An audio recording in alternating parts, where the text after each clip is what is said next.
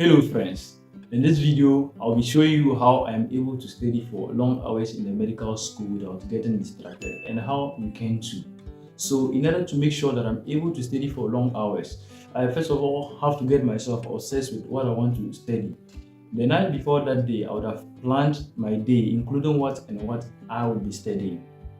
And in the morning, I would usually steal minutes from moments like breakfast time and other free time I get to go through an overview of what I will be studying. So, how can you be able to study for long hours without getting distracted? Number one, get a quiet place with no distractions.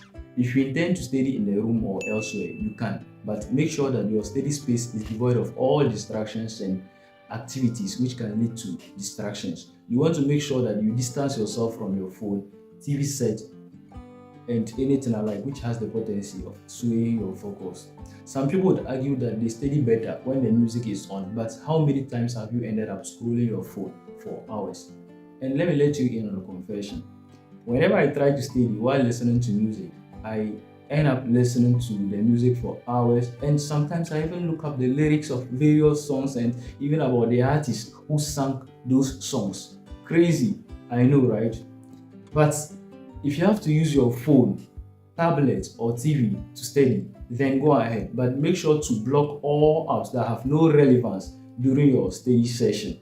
You try to put them on cold turkey. You can use an app like Detox that enables you to block all apps and websites. And also too, it helps track your screen time and the rate of usage of apps on your phone. So head over to Google Play Store, download this app and thank me later.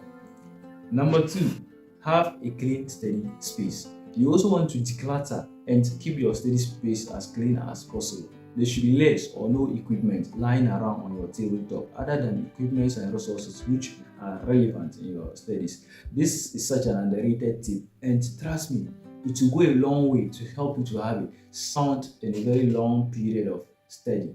So please go ahead and do that. Number three, get a study buddy. When it comes to choosing a study partner, please make sure you choose someone who is more serious than you and exceptionally hardworking. Their mere presence in the room would serve as a motivation to you and would constantly remind you why you need to get things done.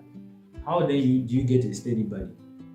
The easiest way to get a study partner is to be observant. Whenever you are in the classroom or library studying, when you walk in, take note of all the people around who are studying, and after 4 or 5 hours, the number would have reduced drastically. If after 5 hours or more, there are still some 2 or 3 people studying, then maybe you have found your tribe. And hey, don't just jump to conclusions. You want to observe for about a week or two, and hopefully you would have found the right one.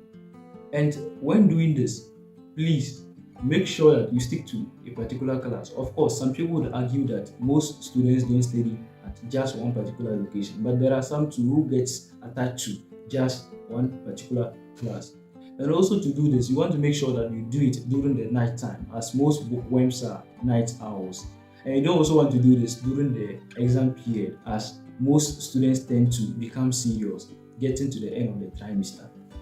And finally, remember to take breaks periodically in order not to get exhausted. Did you know that taking purposeful breaks during your studies can actually help you to get smarter? You might be wondering, how can spending less time studying help you to get everything done? But research has shown that taking purposeful breaks anywhere from 5 minutes to 60 minutes during your studies can actually help you to relax your brain, increase your productivity, and your ability to focus. Breaks are very important when it comes to studying and retaining the information. And also remember that you want to study for long hours. You can't do that without taking breaks. I usually apply the Pomodoro technique. What this means is that I apply the 50-10 method. So I will study for 50 minutes straight and then relax my brain for 10 minutes. Trust me, guys, this is a no-brainer. And when you do this, you would find yourself sinking deeper and deeper into studies without wanting the day or night to end. That is it for today, guys. Please subscribe and see you in the next video.